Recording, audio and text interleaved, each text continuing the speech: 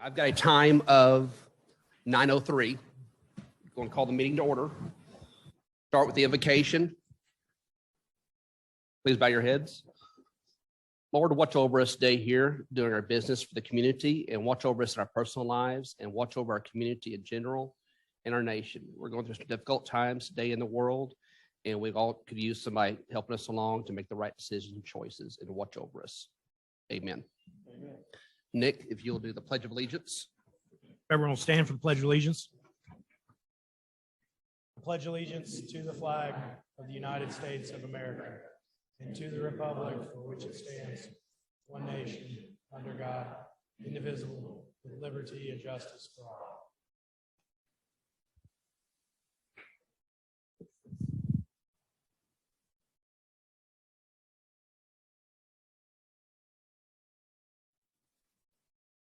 Christina, do we have a quorum today?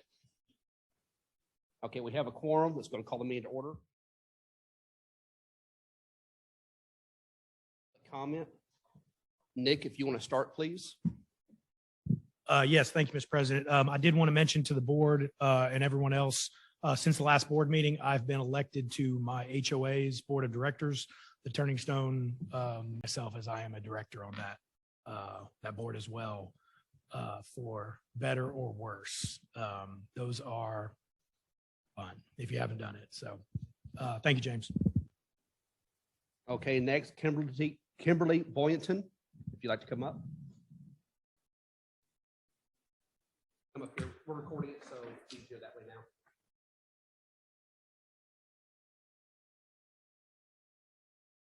now. It's already on. It's on. I prepared a speech, however, I'm not a good public speaker and I'm very nervous. And it seems like multiple of y'all in the room already know the situation. However, good morning. My name is Kimberly Boynton. I've been a ratepayer with Green Valley for the past 9.5 years. Beginning in 2014, I started noticing unusually high water bills with no change in our water habits whatsoever. But due to personal reasons, I was unable to question or investigate until May of 2017, when I saw the usage jump to over 10,000 gallons, then 15,000 gallons, then 20,000 gallons, and ultimately 21,000 gallons. At the time, only myself was in the house because my husband worked out of town in the oil field.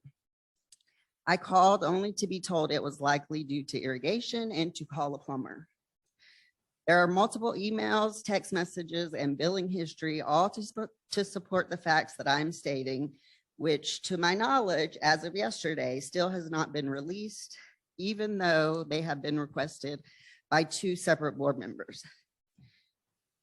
I'm sorry, I'm out of breath.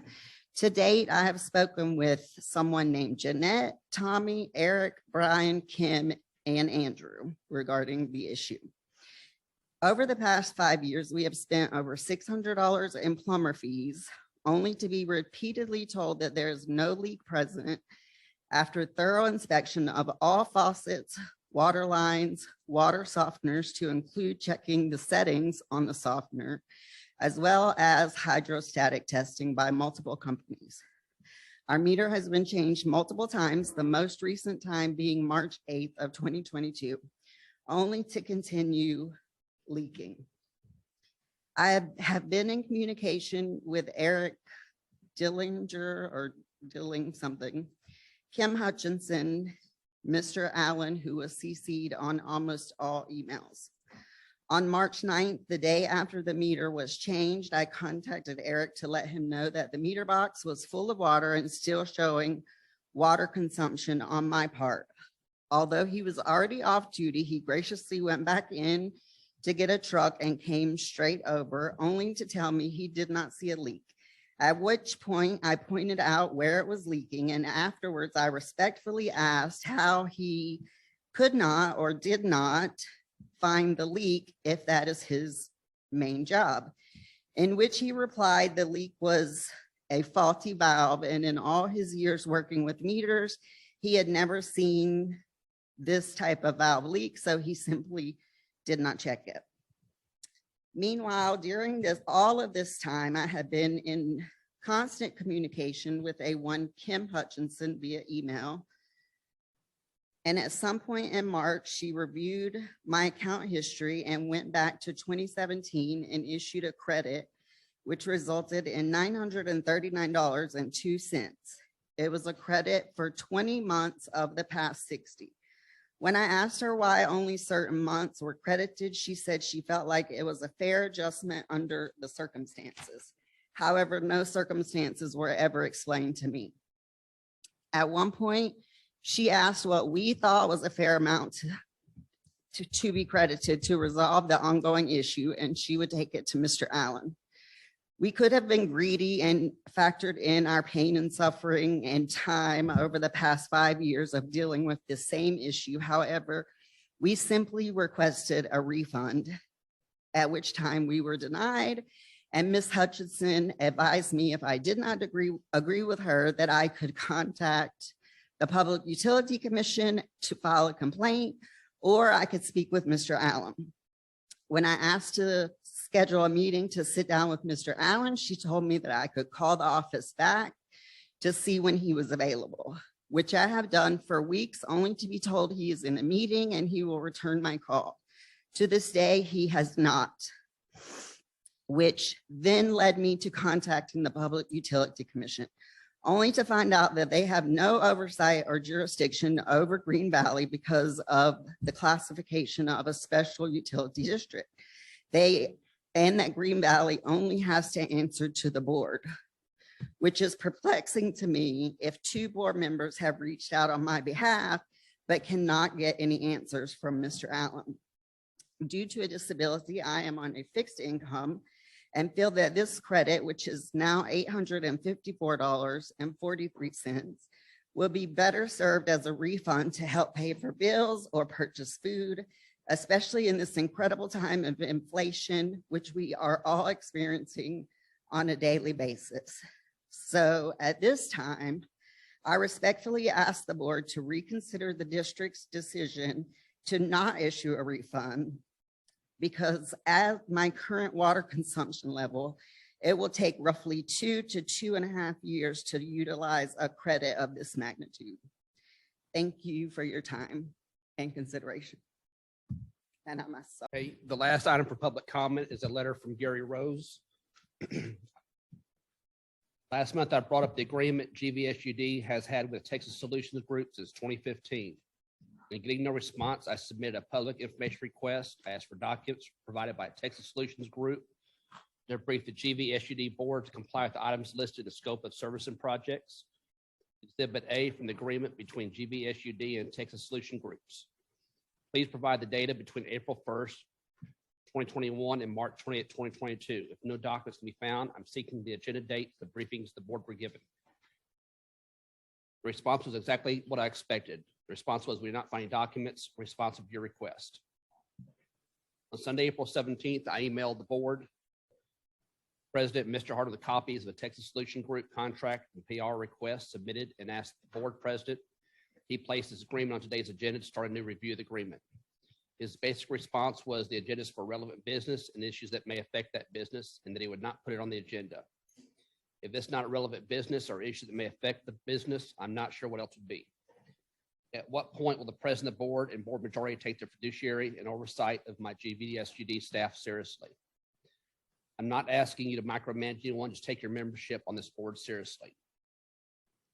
I've asked on several occasions the board president establish a committee to review all contracts. Many are out of date, and some, like the Vincent Communication Agreement, does not exist. It has expired, yet you continue to pay them tens of thousands of dollars. I read all the agreements and contracts staff claims you have. Have any of you read them? I also submitted a PR to better understand how much money was asked for the 2 bonds the board approved on September 23rd, 2021. That included the Office and Operations Center and the Wastewater Treatment Plant Office Building and front entrance. The Series 2021A bond and the data provided was for the Office and Operations Center and Plant 11 expansion for $19,540 and $1,862,270.50 for Plant 11 expansion. That would leave $17,677,729.50 for the Office and Operations Center. That is if the expansion is the office building and front entrance. I'm confused on why project titles change all the time. I guess it's to make it harder for the ratepayers to track projects. The amount approved is well short of the signed contract for the office and operations center. Last month, you authorized the application for another $6,974,000 for the office and operations center. Why do you need almost another $4 million for this project? Is it cost overruns for a project when the cost estimate should have been reviewed before September board meeting was approved? Did the costs were up before the bond was approved? Time to start finding ways to reduce the cost of this project. The building update was requested to be on this month's agenda, but I don't see it. Many of you run or manage a business and for sure help run your family's budgets. If you ran your business or family budget like you did GVSUD, you'd be filing for bankruptcy. With GVSUD, you just hire more staff, raise wastewater rates as you answer the problem of spending. That was from Mr. Rose. And we are finished with the public comment part of the meeting. Mr. Harden, Yes, sir. if I may just speak to some protocol at this point. The board not to does address not- that, though. Correct. The board at this point does not respond to ratepayers' comments under public comment. Just want to make sure everyone that may not be a normal guest with us understands. Thank you. This is the time we can't respond. There may be other times in the meeting where the directors have the opportunity to ask about it, but this is not the point of the meeting. So please don't assume everyone's simply ignoring a comment that we've received. Okay, good point. Thank you, sir.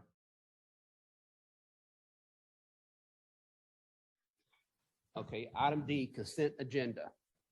All items listed below are considered to be routine and non-controversial by the board and will be approved by one motion.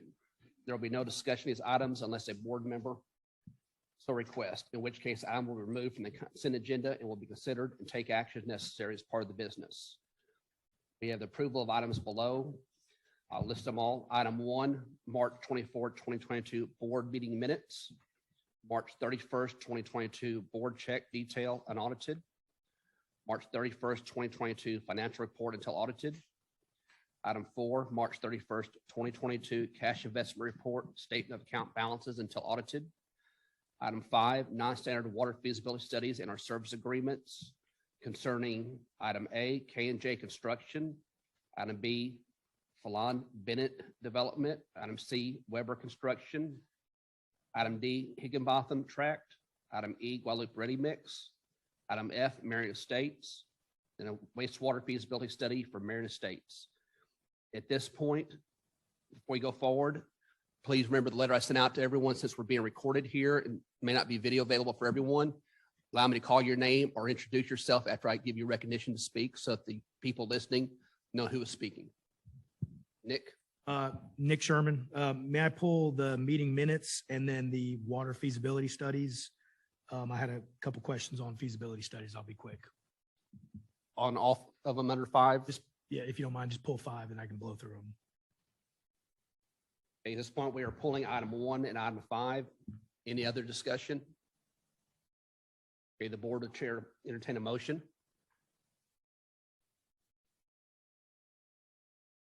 Wait, your name, please.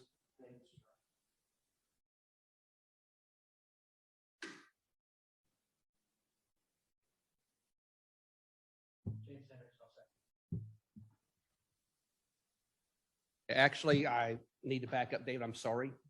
I forgot we had a public comment on item D2. I'm sorry about that. Can you withdraw your motion? Okay, sorry. Item D2, consent agenda on the board check detail and audited from Gary Rose. Last month, the general manager agreed to look at the items he was having redacted from the check registers. I'm happy to report that he's made changes as he stated he would.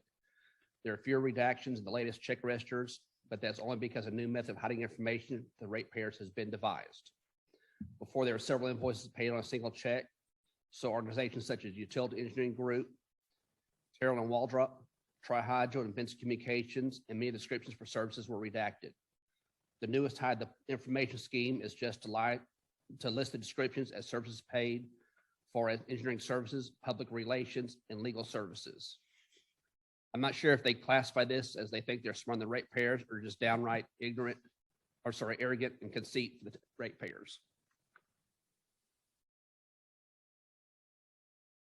Okay, now that I went backwards and brought that comment up, I will entertain a motion again for approval of items 1 or items 2, 3, 4, and item G. No, sorry, items 2, 3, and 4.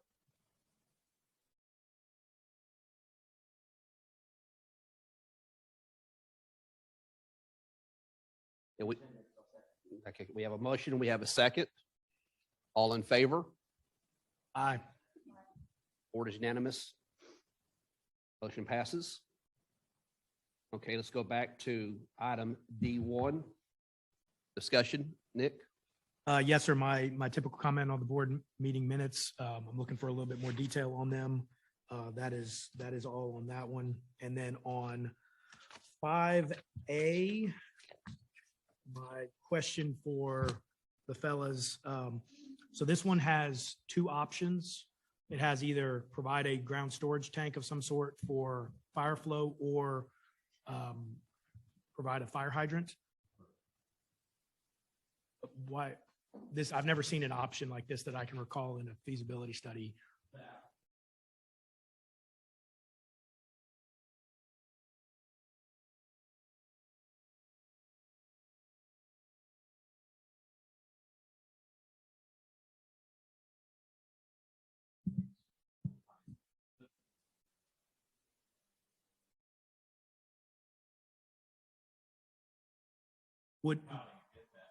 Would the fire hydrant be behind their perimeter fence, or would it be, so it wouldn't be more accessible to the public, you know, provide more fire flow in that area?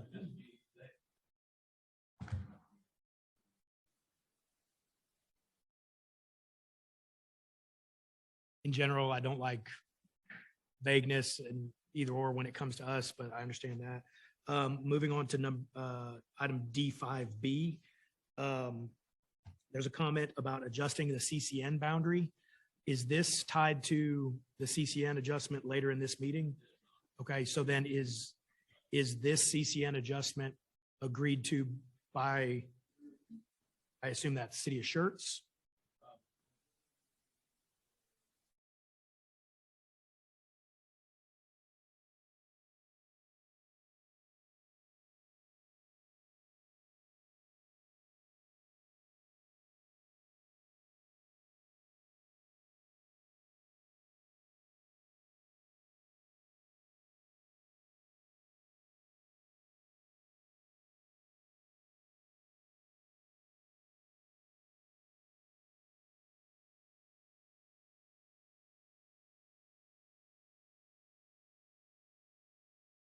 In your estimation, is there possibility of dispute of the CCN?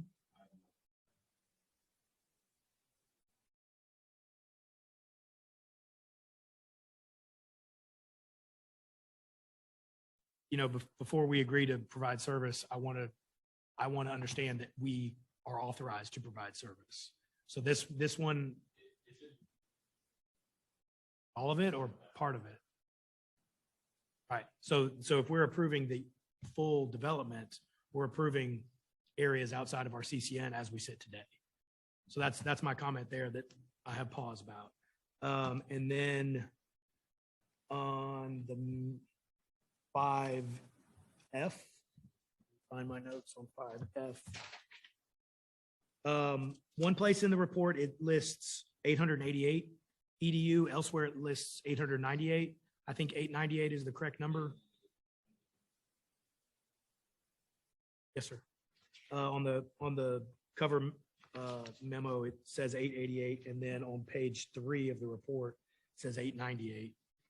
Don't think it makes a big difference, but I just want to verify the correct.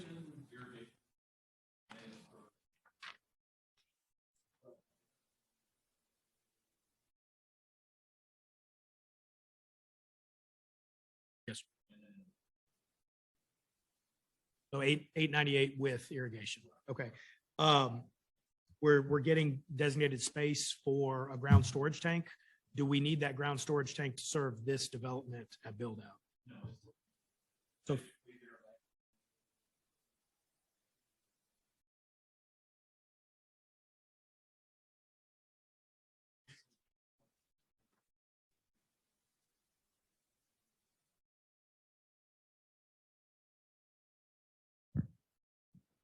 We want them to be aware that there's an additional need for expansion there. But this development with 898, we don't need any more ground storage. No, Okay, excellent. No, 'Cause that further on, it says we have enough water supply, but it doesn't reference ground storage. So that's Correct. good.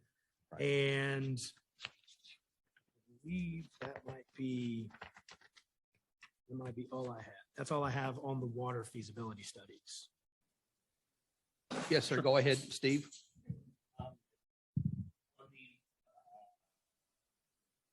5G project, you've got it listed as 135 EUs, but it's, how do you determine 135 units? on industrial.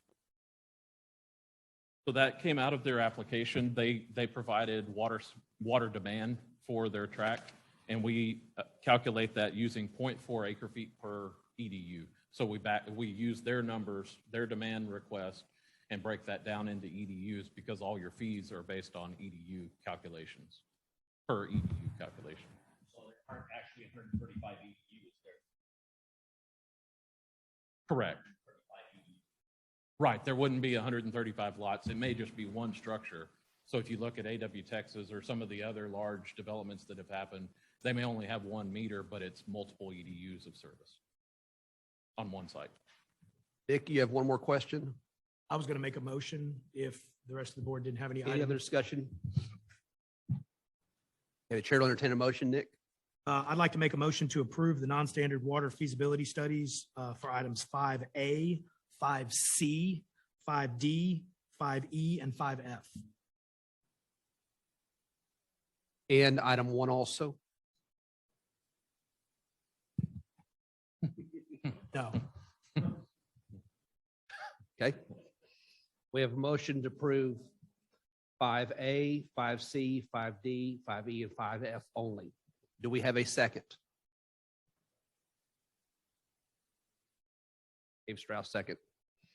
Okay, we have a motion. We have a second. Let's make it easier to do a roll call on our votes. We don't have to call out the names always. Start with Rob. Cooper. Aye. Aye. Okay. Motion passes. All were in favor. We still have items 1 and 5B that we need to have a motion on. Sorry. And G, yes.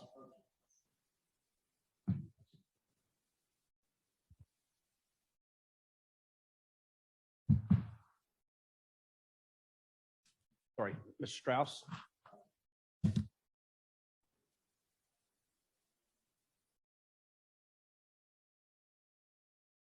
We have a motion. Do we have a second? Christina seconds. Okay, we have a motion. We have a second. Roll call, please. Start with Rob. Steve. Aye. Nick. No. Christina. James. David. Motion passes.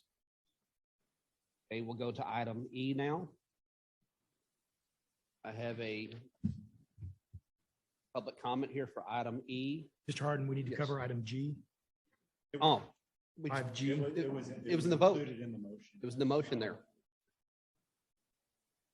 That was in your motion. Yes. Yeah. 5B and Intended 5B. to abstain. I didn't realize a wastewater item was included in there. Well, but I don't want to vote no against wastewater. I don't want to vote yes or no. I think that it can.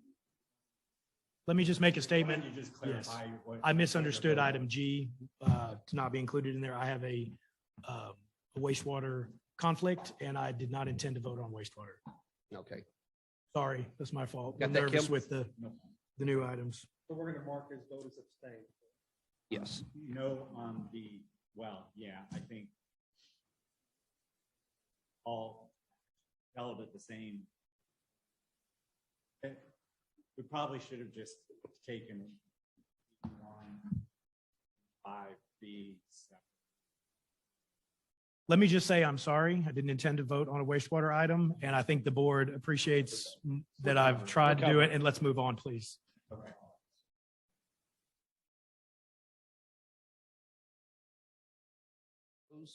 Concerning the IT committee. I was hoping that the meeting day would be broadcast live so I could watch it while I'm out of town this week and unable to attend in person. I understand it's still a work in progress, but at least it's being worked on seriously after almost 2 years. The ratepayers asking for meetings to be live streamed. I understand you'll be recording today's meeting and posting the audio after the meeting. Hope that it doesn't take days to post, as if there's been good pre-planning on the posting, it could be posted no later than tomorrow morning. Just store the file and post the link on the website. Can't be more than a 15-minute task. I would ask that anyone that speaks today to speak directly to the mics, as the mics not pick up your voices unless you're very close to them. Okay, item E, E1 operations water inventory. Who would like to go first? Andrew? Okay.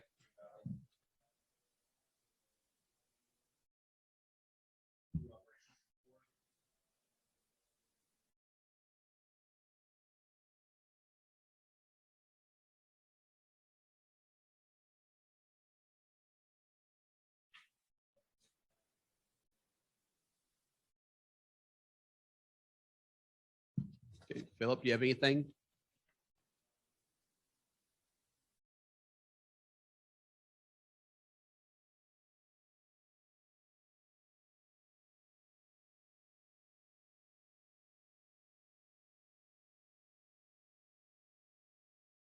Mr. Harden, I wanted to thank the guys for getting this graph that I've been asking for back in the packet. This is very helpful when I'm looking at water feasibility studies.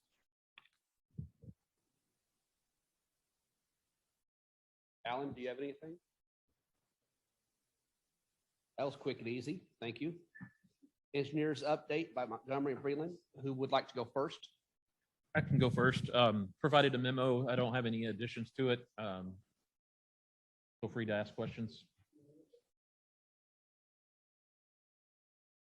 Jason Bridlin tried, I don't have any additions other than in demos. Oh, actually, I'll add one thing, just to address those areas on 1103.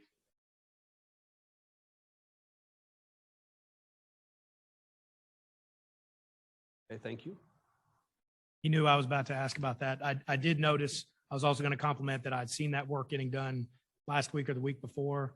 So. No, thanks for pointing out, some of those things get. And then last month, there was discussion about having a building committee report. It didn't get listed on the agenda, so I won't ask the committee how the new building is coming along, but Pat or which one of you guys is running that project? How's the building coming along? Is there anything the board needs to know about? Very good.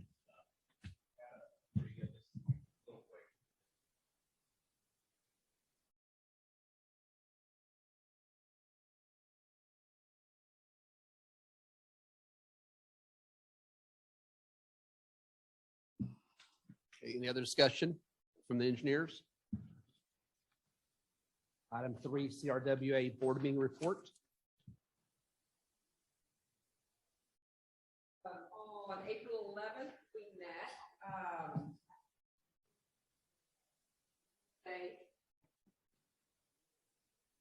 I'll blast everybody's ears off, but okay. Monday, May 11th, we met. We have officially hired John Kaufman as the new general manager. He is slated to start on May the 2nd. The probably the biggest item that we discussed was item 5 with the construction committee and the problem with the membranes at the Dunlap and Hayes Caldwell projects. They're hoping to clean the fibers in the membranes and not totally replace them. Let's see. And then item 8, they appointed Chris Betts as representative to the Board of Trustees for CRWA from ARWA. Is that correct? He is the board president. Yes, yes. And then under announcements, David is officially retiring. The general manager at CRWA is officially retiring May the 1st. And he started in 1985 basically started CRWA and has served 33 years. So Thank you, Jill. we'll miss him. And thank you for letting me finish out my sit on CRWA, Okay, thank you. but you're not gone with me yet. Hang on. On the membrane question. Yes. we got a Question on the membrane. When I talked to him the last meeting I attended, the membrane is discontinued. It's part of the issue they're having. How are they bypassing it? That wasn't Okay, 'cause discussed. that, Yeah. they had an issue at the time bypassing. Okay, Yeah. down here. So I guess one thing to clarify with that particular system.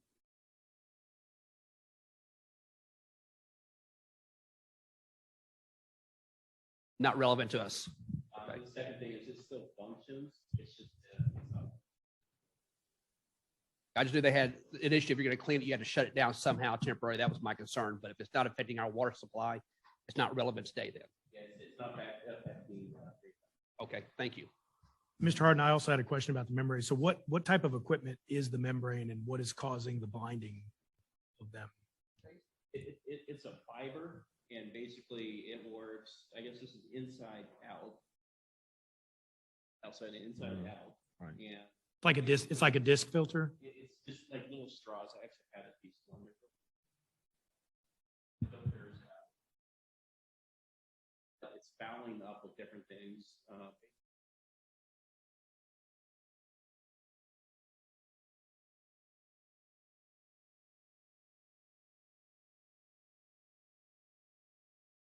You know the manufacturer? This one, the big issue is that.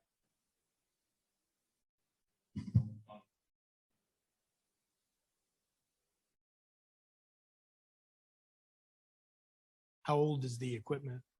Well, the fibers, they just refibered about a year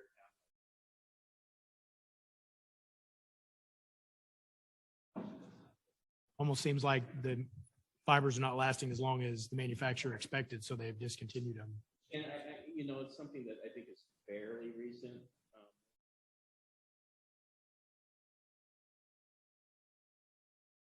Evaluating different.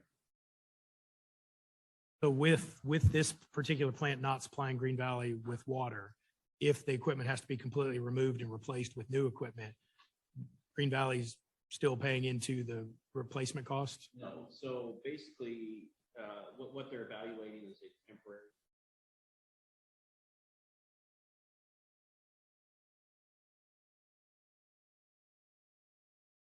So we have two different pools of money. That's good. That's all I needed to know then. I wish them luck with that other water supply. Any other questions concerning CRWA? Okay, let's go to item 4, IT Committee. Mr. Hendricks? No. Already read that, yes. Yes, I read that first, where I wouldn't miss it.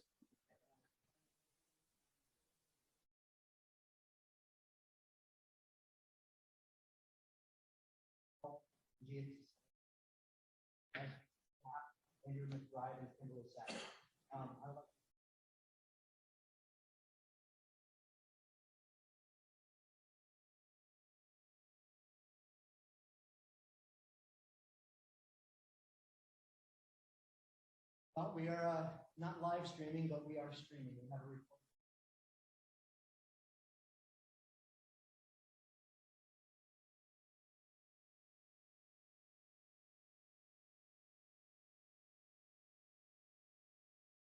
Live streaming and public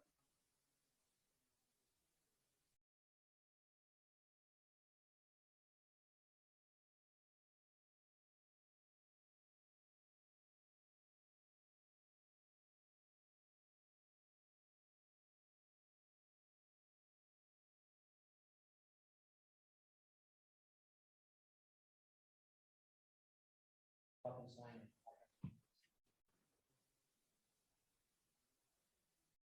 As board members, I'd like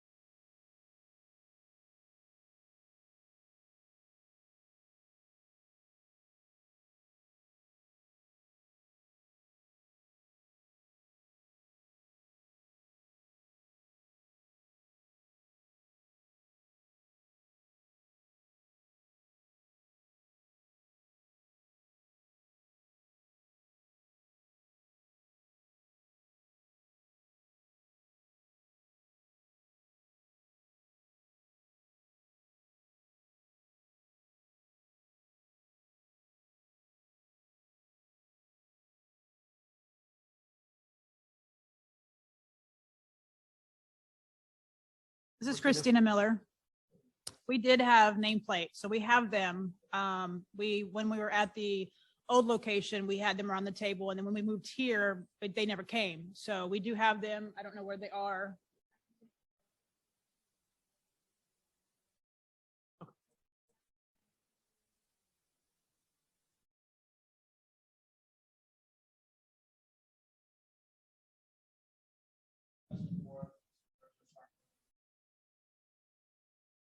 Yes, I have another question. So when this change, will the camera see everybody, or will it just be like this? What we've got right now.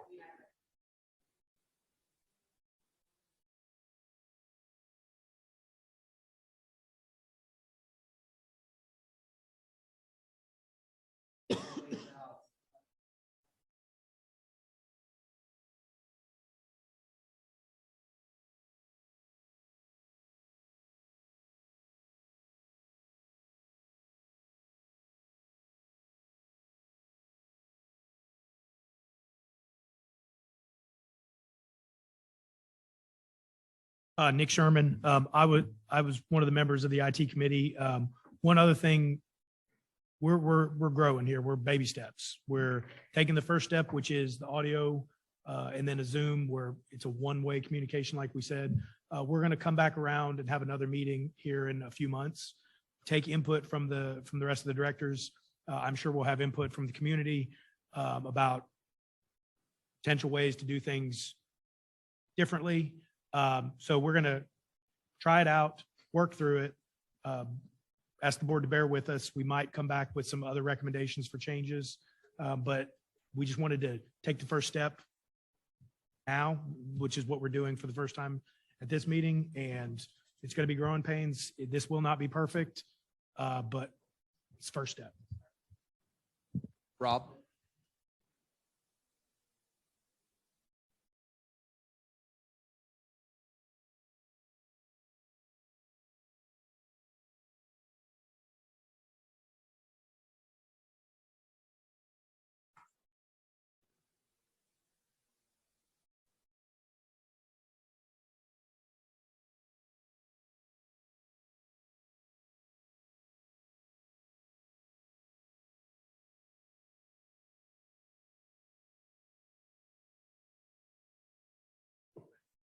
Well, thank you, James, Nick, and Rob.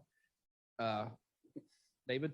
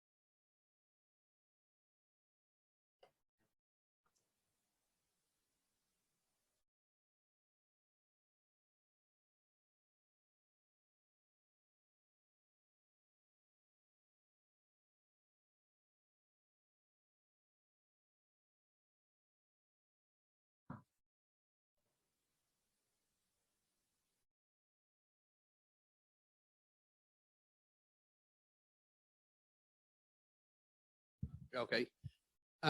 What like to be noted, it was mentioned by a couple board members here. Where we are now, we're using borrowed equipment with limitations.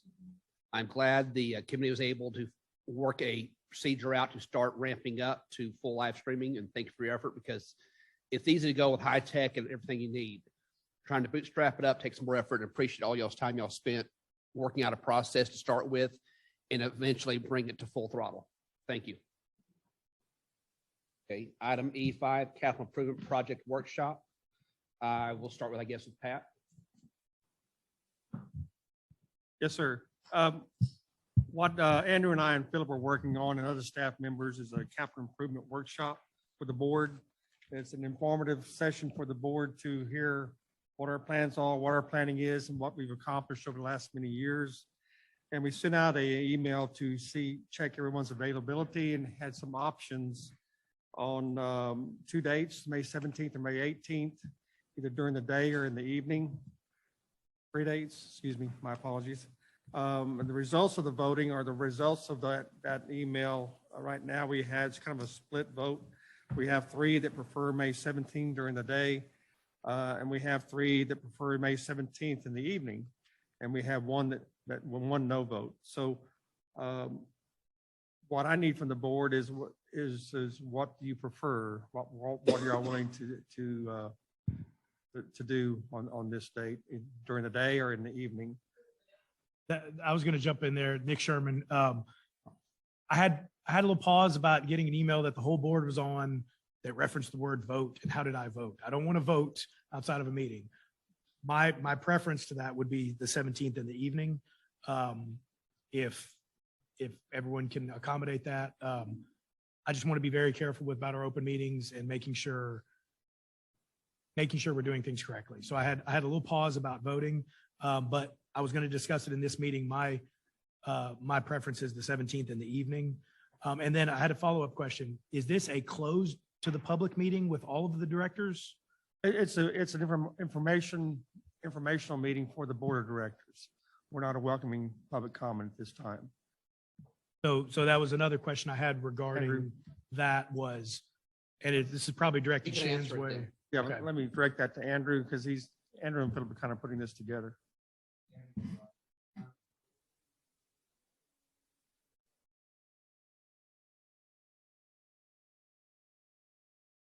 Right.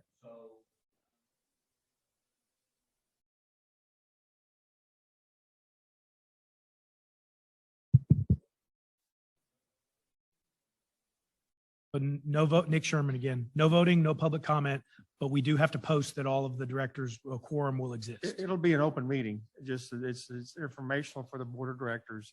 We're not asking for any action. It's just informative on where we are and where we're headed. This is Christina Miller. How long do you perceive this to be going on if it starts at 6?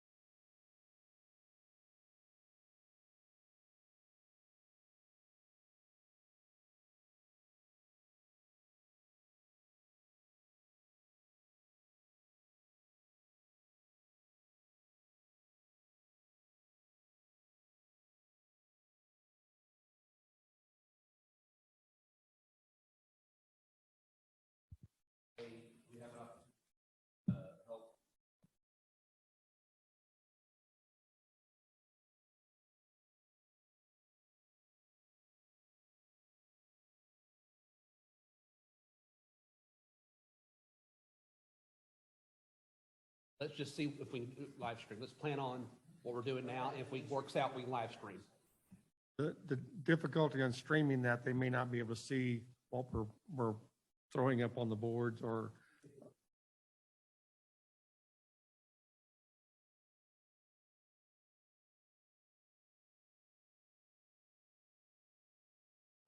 Okay. Let's attempt it, but no promise that it will follow through as live streamed. Okay, one other comment, Bob?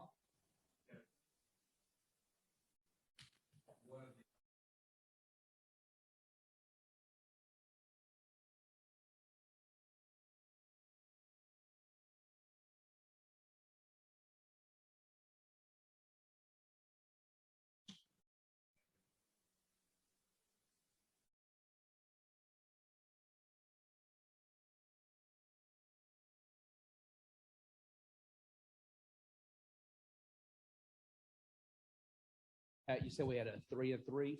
Yeah, with Mr. Sherman's vote evening, that changes the 4 to 3. Okay, So I did not get my comments on that one. I'll just take the even, would be fine with me.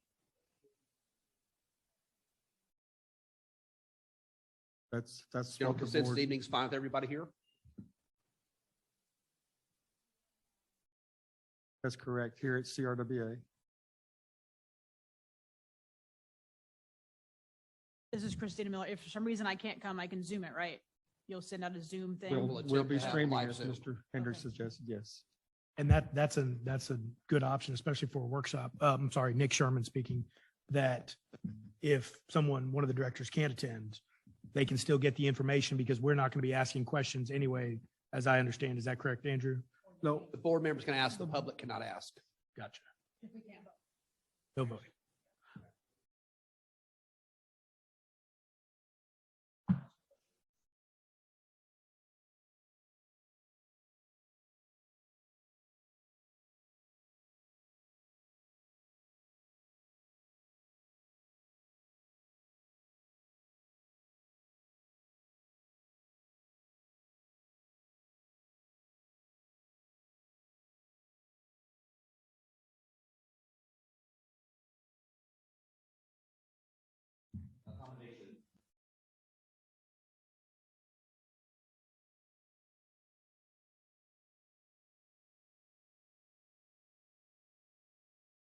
So this is Christina Miller. I liked that because when Morgan would send us an email, she would have like 7 different dates. So I'd have to go through my calendar and look, okay, I have to write it down. So I liked the voting option because you can just click on the one you want. You don't have to type which ones you like. So I liked that.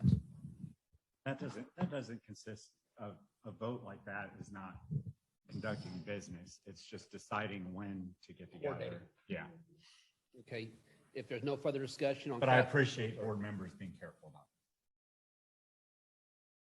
If there's no further discussion on capital improvements, we can go on to the next board item. we have a PowerPoint. Sorry.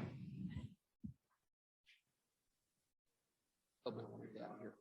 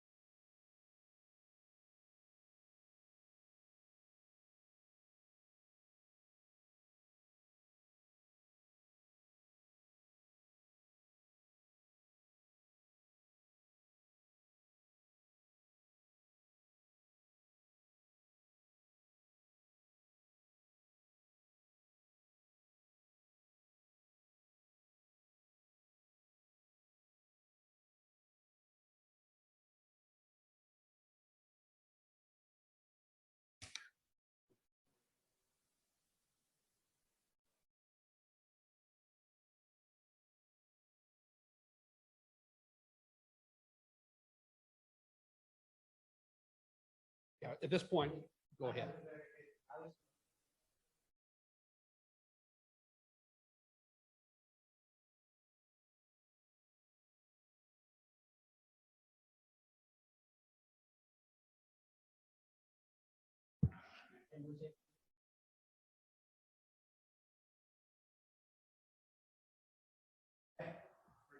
And I was, you guys beat me to it. This is Nick Sherman speaking. I do construction inspection professionally. They're exactly right. Now, it would not be a Green Valley fine. It would be a contractor's fine, but I'm more concerned with someone being injured or killed on a project. This particular photo, maybe typical Barry is what, 3.5 feet, 4 feet, so 4 feet to top of pipe. So we should have a bench. And then the next photo.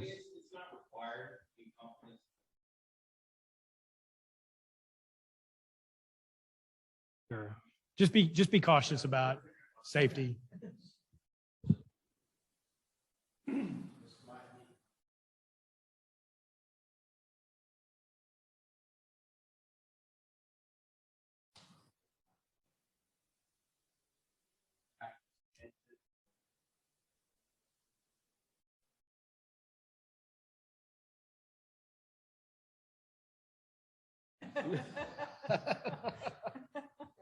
And the directors and other folks in the room that aren't in construction.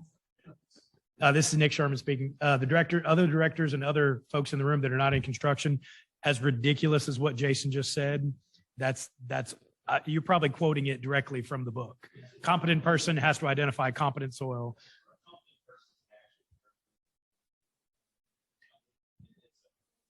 Training has been done to where you are now classified as competent. I'm sorry, please continue with them.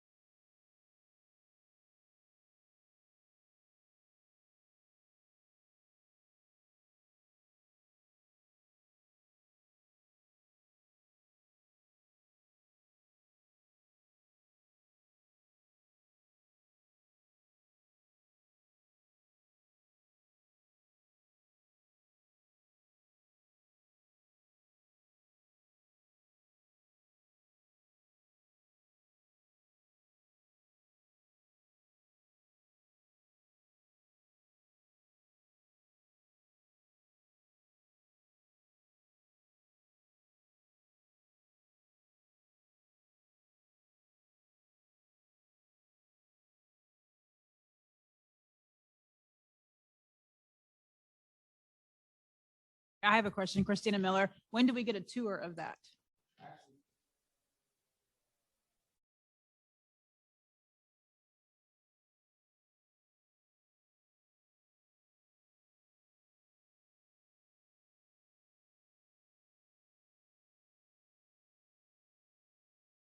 Any other questions at this point, David?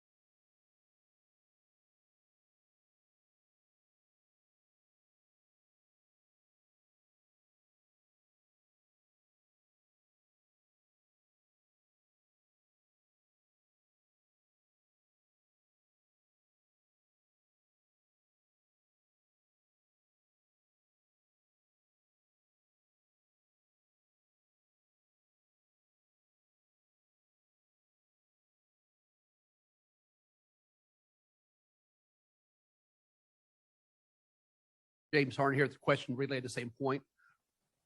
I assume the water was drained out. Did it refill itself in those areas? Or did y'all even bother, did they bother trying to drain it out? Okay, so it's still there working with, okay. I was just curious, it might have been an individual pocket or something that was found. Hey, perfect. Recycled. Any other questions at this point? Yeah, Nick Sherman. So to piggyback off Mr. Harden's comment, so when we poured the caisson or when we poured the pier inside the caisson, they simply dumped the concrete into the groundwater? So it's a solid bottom on the.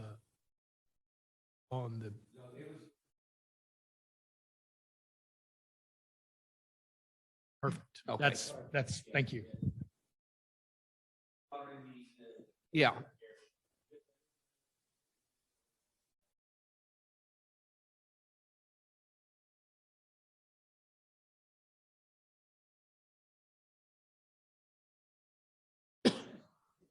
Okay, thank you. You have nothing else? We can continue then?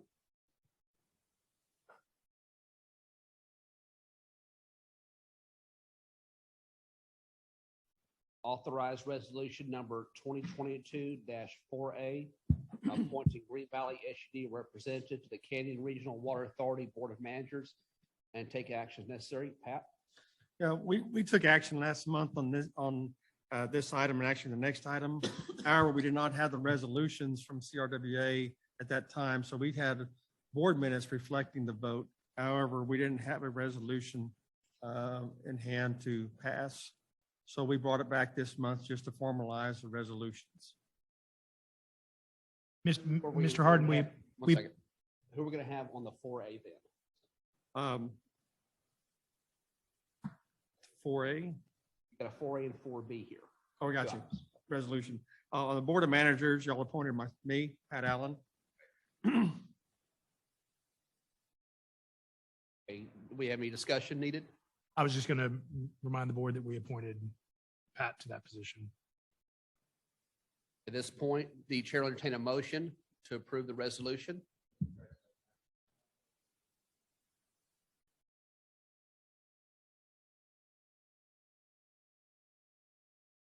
Okay, Strauss made the motion. Do we have a second? I second. Tina seconded. All in favor? Aye. Aye.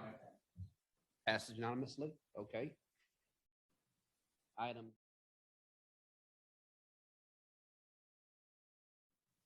Item G, authorized resolution number 2022-4B, appointing Green Valley SUD representative to the Canyon Regional Water Authority Board of Trustees and take action necessary. This will be for Christina. Discussion? Motion? This is Christina, yes.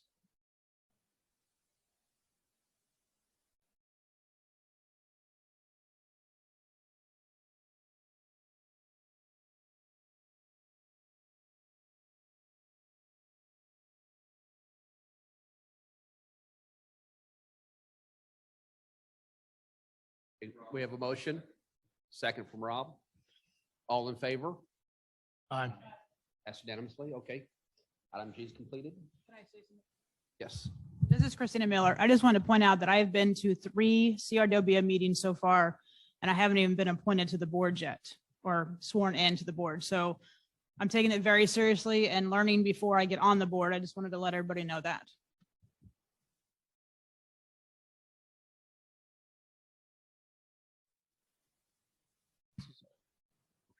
Okay. Item F, receive reports from following and take action on pending or threatened litigation and legal changes affecting the district.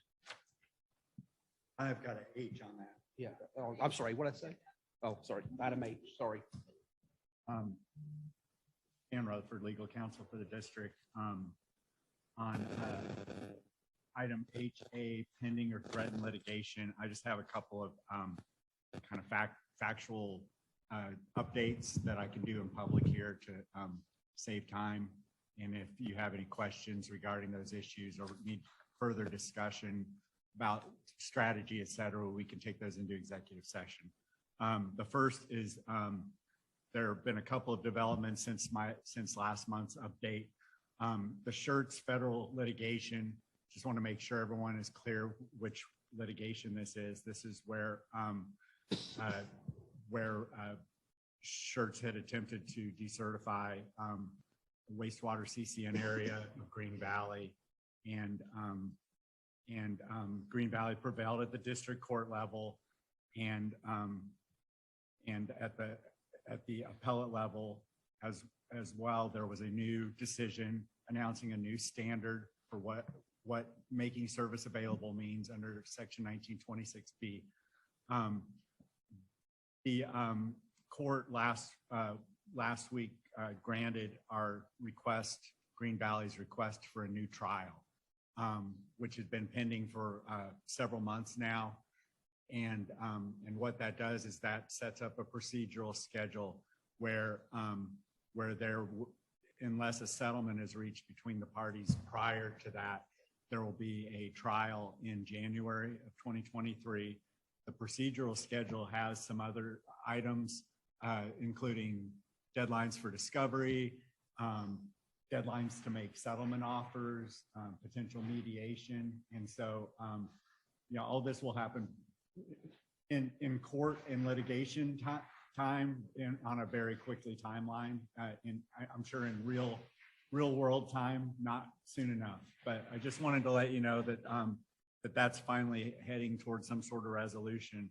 Secondly, a couple of weeks ago, the Fifth Circuit Court of Appeals, that's the federal appeals court, in the Schertz versus USDA lawsuit, asked for some supplemental information, some very short supplemental briefing, which we provided to the court on Monday of this week. And Schertz as well provided some information, as did the USDA.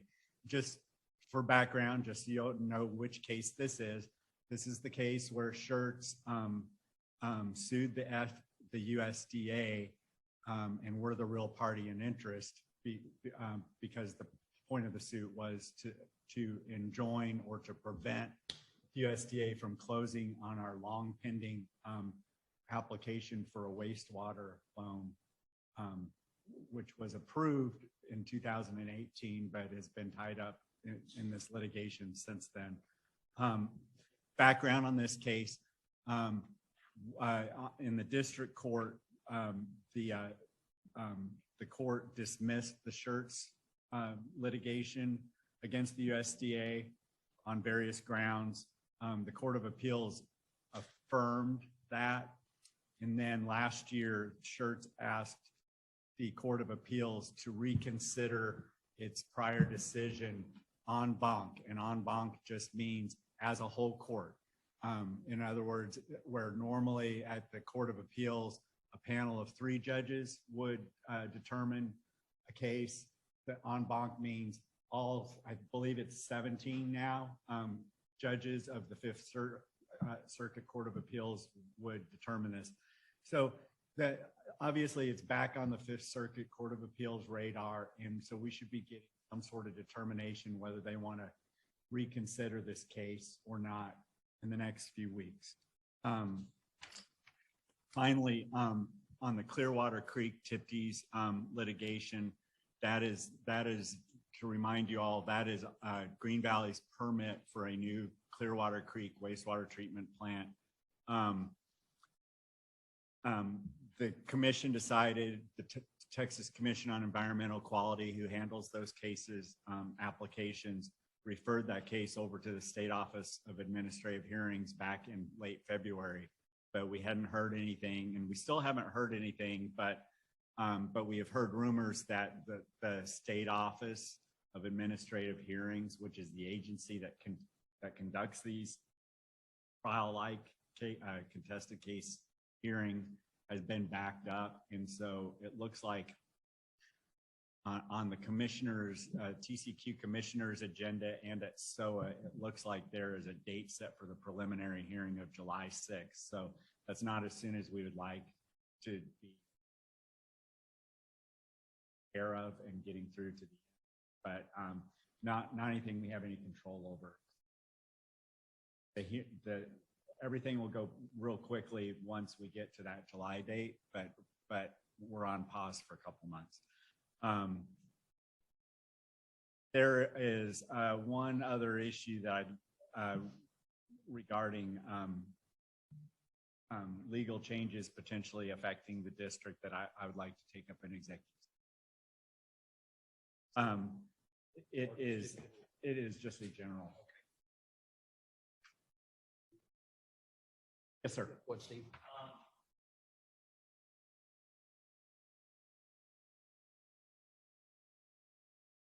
ICA lawsuit.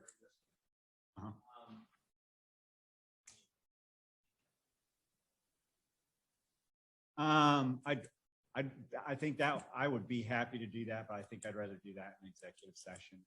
And I can also give you some additional. Try my best not to take up much. Yeah. I would be guessing, which is why I don't want to public. There are some theories related to why they're on this issue. Thank you. For executive session? Prior to anything else? No. Yes, sir. I can tell you, going through the rest of the agenda, Mr. President, that I don't have anything to take into executive session on item K or L or M. At that point, we will be skipping over items K on M since there's nothing to discuss. Won't we take a break and then we'll go into executive session? Talk about item I in open session. I believe, I see that it's recommended, item I is recommended for executive session. I don't believe that it's required unless we need to get into details of the contract. I'm having a hard time seeing why that needs to go into executive session. So I'd rather just do that, get that done. Can we do that first and then Yeah, go into okay, executive? sorry. When I asked anything else, I was assuming those were not. Oh, yeah. Okay, item I then, please. Who would like to start? That'll be between Jason and I, Jason Vreeland from Tri-Hydro, but just to kick this off, this has been on our agendas many times over the last several years. It's an agreement between Green Valley and City of New Braunfels Utilities. And the purpose for this is that we went to MBU to discuss about service area along Klein Road, between Klein Road and County Line Road, from FM 1044 and those areas of our service area. And what our reasoning for that is, it makes better business sense for us to look at that whole area as development, because there's infrastructure that Green Valley has in areas that New Braunfels does not have. And there's infrastructure that MBU has. When I say New Braunfels, I'm talking MBU, that MBU has that's more readily available in areas of Green Valley. So we went and sat down with the MBU, said, let's look at this and say, hey, let's swap service areas. We're not giving up so much. They're giving up some, we're giving up some, but we're just moving the lines around a little bit to where it's more advantageous for more practical operations and service. And so that's what Jason's been working on, Shan as well, with the new MBU legal team. And so we're getting near to the point where it's time to sign the agreement or review the agreement, agree to these things, and make those adjustments. It's a benefit for both entities. It saves money on both sides of the fence. And so I'll kind of let Jason take it from there. Sure. I'll just add, so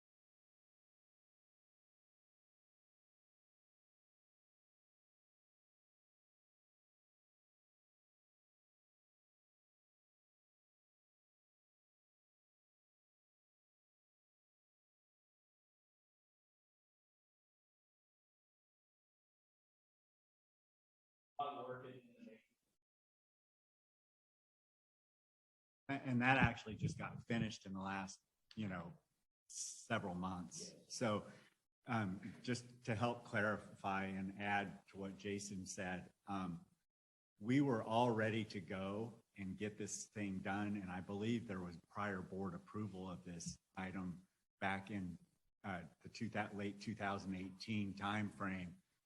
And a developer came along who was in a hurry and wanted to be provided service. He was in our water service area, but he was not in our sewer service area. And NBU, it takes two parties to reach an agreement, and they wanted to get that taken care of as a standalone deal before we tackled the big one. So all of this big issue, big CCN exchange that could have been done, 3 years ago, just got kind of stymied for a long time. And then at various times, NBU and Green Valley have had different other more pressing priorities. And now it's time to get this done because there's a lot of development interest in the area, and it would be really nice to have clarity as to who is serving or who is willing to serve one area or the other. That's a really good map for you. This shows the green area is currently in Green Valley's service area, and you're looking at a map where, well, you see the little legend there. You're looking, it's generally a north to south view there, and the blue area is actually in New Braunfels service territory. And so if you basically flip those two, that's the result of what we're trying to seek, where north of Green Valley Road, essentially, where it runs into 1044, will be NBU, and south of Green Valley Road will be Green Valley.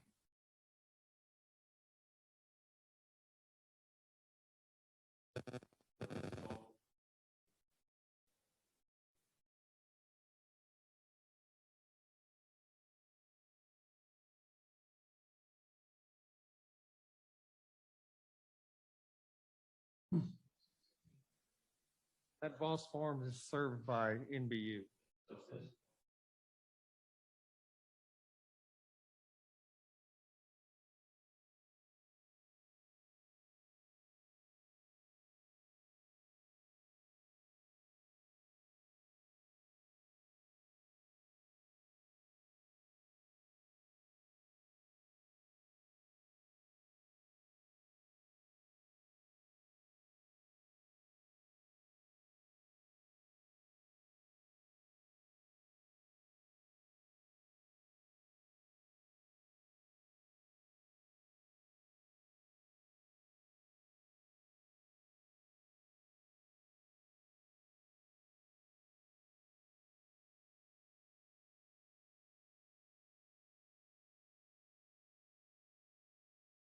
And just to be perfectly, candid about this, it's a handful of customers. It's only a couple or 3 dozen at the most that are affected, I think, in total between the two areas.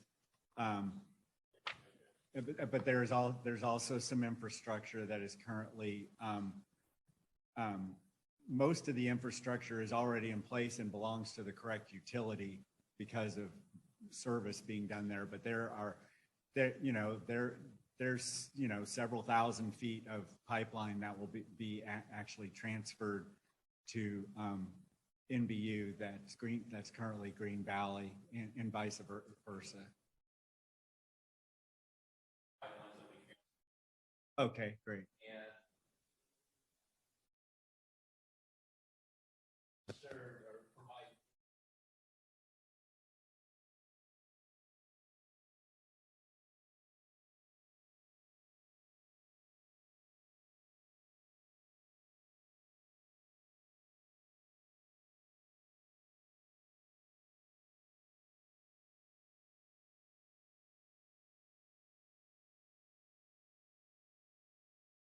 That's correct. It's a $0 exchange, and the rough amount of acreage is about 475 on one side and 500 on, or 460 and 500. It's a relatively even, considering all the circumstances, acre for acre kind of exchange of service territory. Questions at this point? Sure. Okay. Christina Miller. So NBU is much more expensive than Green Valley. Is there going to be a notice given to everybody that says your water is going to go up compared to Green Valley, that, you're switching?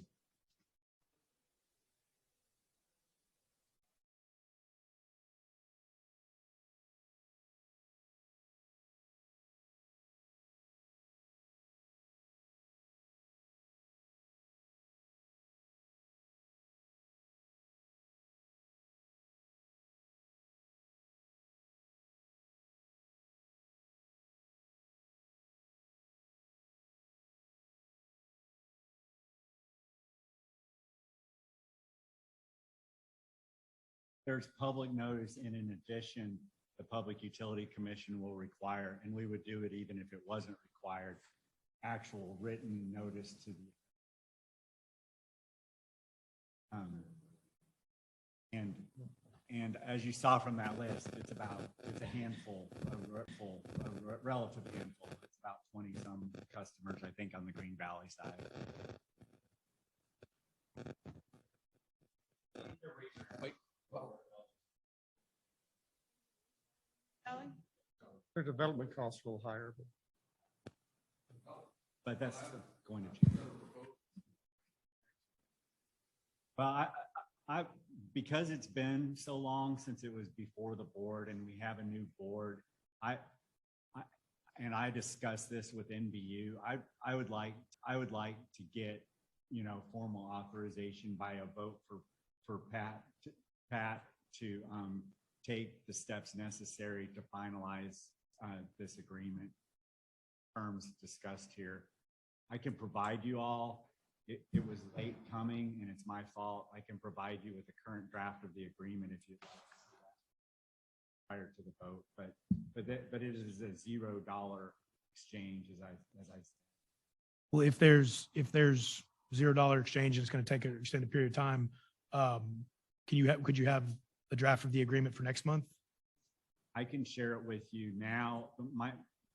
I guess, Pat, let me ask you a question. Is there any emergency if we don't have an agreement to review to do this, or is it going to cause problems? Can I just say, I know your question is addressed to Pat.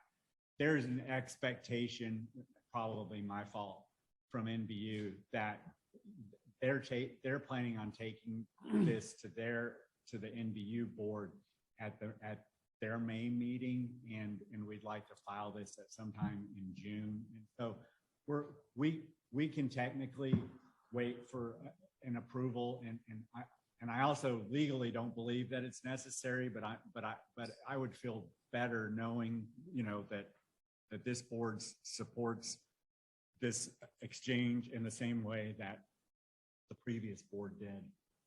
But it will not derail things if we wait and have this approved at next month's.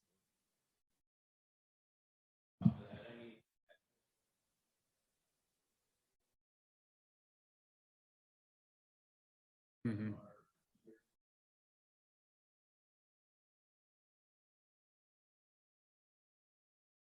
It is. The sooner the better, but we can't, I know that we can't submit this prior to getting NBU's approval, which will be coming at their late May board meeting. So we do have a little bit of wiggle room here. Right.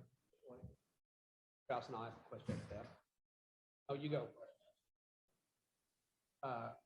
We're having our workshop coming up. Part of our workshop to have a discussion. Well, if I- we're gonna take, if Yeah, we're vote gonna on start conducting business, supposed then to, I though. think we're gonna have to open Yeah. up the meeting. Yeah. Well, I think what the best process for us to do is get the agreement, because I think the NBU attorneys are looking at that now. We haven't seen that final version, so I think the next week or 10 days, we'll get it to y'all for your next consideration, next month's board meeting and move forward.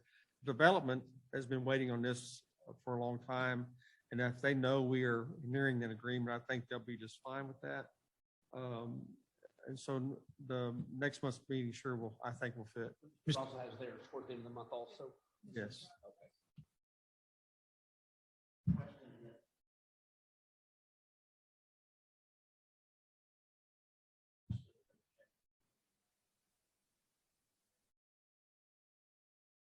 No. And were you all provided with Jason's memo for this board meeting? Yes. Yeah, all the facts in that memo, none of them are subject to change.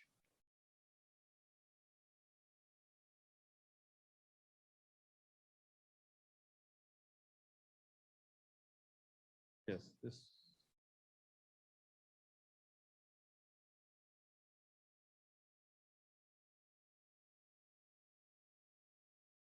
This goes to the Public Utility Commission, and so that's what once the parties approve this agreement, then we make a filing at the Public Utility Commission for approval of this agreement. And they have to review and approve it. That's part of the whole process. Although I'll tell you that the language is fairly mandatory in that governs this, and it's under Chapter 13 of the Water Code that basically says the commission shall approve public utilities involving service area boundaries. It's fairly mandatory, rubber stamp, but what they will do is make sure that the proper notice is taking place. And they need to be involved, because what happens is the official mapping, which is held at the Public Utility Commission, will ultimately reflect this change, and the official certificate of convenience and necessity boundaries are, the Public Utility Commission is the keeper of those. So it's a process that's what I'm suggesting, is that we cannot make that filing at the PUC until after NBU formally approves this agreement as well. So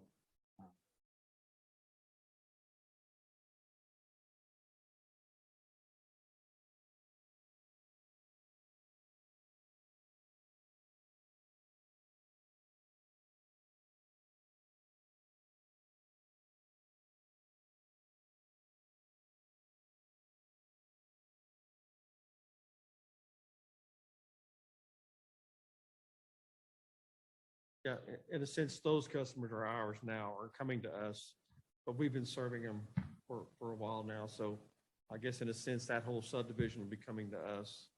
Where you saw on the maps earlier where Boss Farms being served by New Braunfels and have been for years, we now have the Lawbox subdivision, which is developing in New Braunfels area, that is getting service from us. So in a sense, I guess you could say those customers will be coming to Green Valley. They already are, but that's the kind of how we looked at it as the swap and the benefit to Green Valley and the benefit to New Braunfels on the Voss Farm side. So it's a business sense. It makes sense for this to happen. And So there isn't. there is a handful. That list that Jason showed, whatever number that is. Yeah. But to Ms. Miller's point, they're going to receive healthy rate increase. I don't know that to be fact. I think their rates are comparable, if maybe either close to each other or maybe even less on the New Braunfels side. So.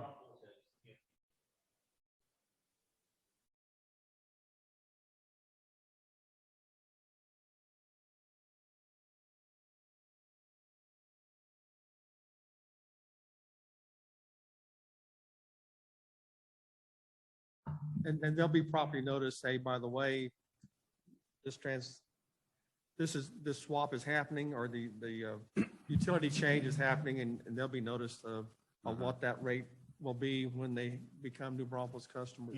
And under the commission, the Public Utility Commission rules, you know, if they have a deposit sitting here with Green Valley, that deposit will not have to be replaced over at New Braunfels. We'll transfer that with them, so that there won't be any new connection fees or anything like that associated with the transfer. It'll just be a matter of, it'll be clean.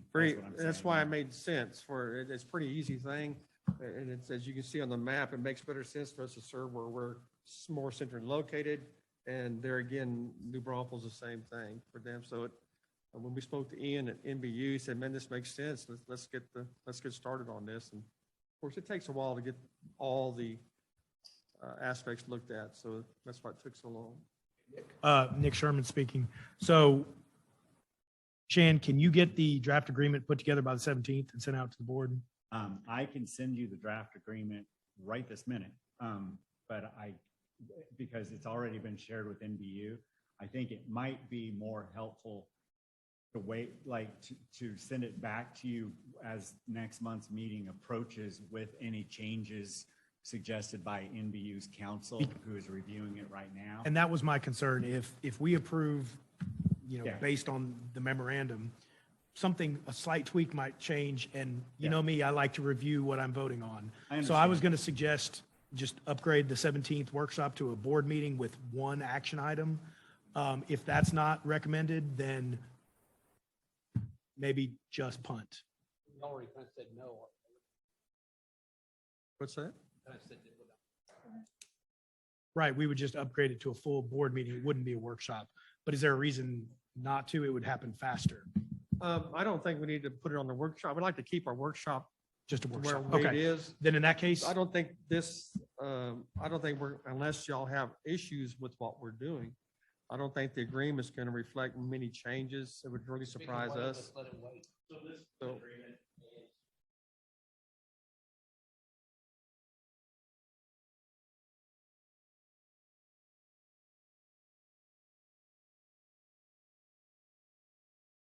right, I just don't think we should vote on something we haven't read. This was for. That's not the agreement.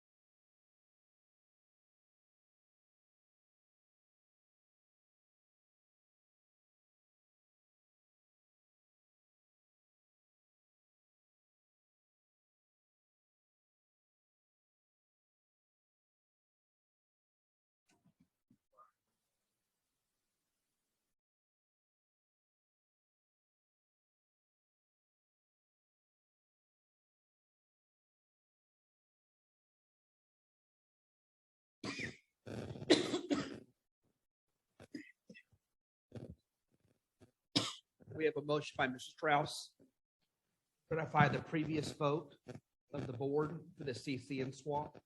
Do we have a second? We have a second. Let's do a vote. Roll call, please. Robertson? No. Motion passes in favor of the CCN swap.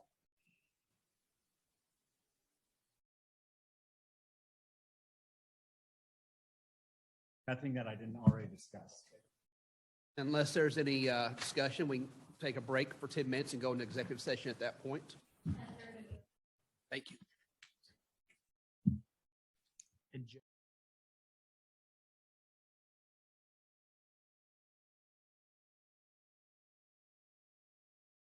No action needed for anything on executive session. Of proposed items be included on next month's board meeting agenda and take action if necessary. James? James Hendricks, I have something. I don't know if we can resolve this as a board, but Ms. Kimberly Boynton, who came in earlier and talked to us, she has an $854 credit. I don't know if we need to put that on the next agenda to talk about just cutting her a check and zeroing out her account and put her as a regular rate payer, or does she have to wait 18 months? Let's put it down as a discussion item and we can talk to Pat of what we can and can't do and address it at the board meeting. Mr. Harden, can we put it as a discussion action item? So if we are able to take action, if we want to, we can. So let's make it a discussion action item. No, okay. That's how I took it. And then I have one item, Mr. Harden. Last month I'd asked about the review of contracts, or I forget exactly what how we're supposed to review consultants and all of our, hired folks occasionally. And we've never done that as long as I've been on the board. So I'd ask, something about that be on this month's agenda. I know that's probably a big task and I don't know if we can get it all in one sitting, but let's at least have something on We'll next talk to month's Pat, see agenda. see how much we can cover. Okay. Or how on to next break it month's. down into a staggered process. Thank you.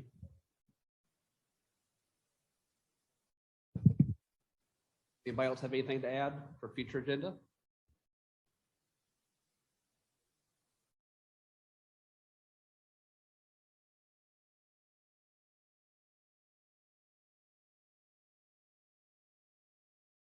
Point, we go to item P for adjournment. Do we have a motion for adjournment? Make a motion for adjournment. Second. Adjournment. Who's second? I did. Okay. That motion is second. All in favor? Aye. Okay, motion passes. We are adjourned.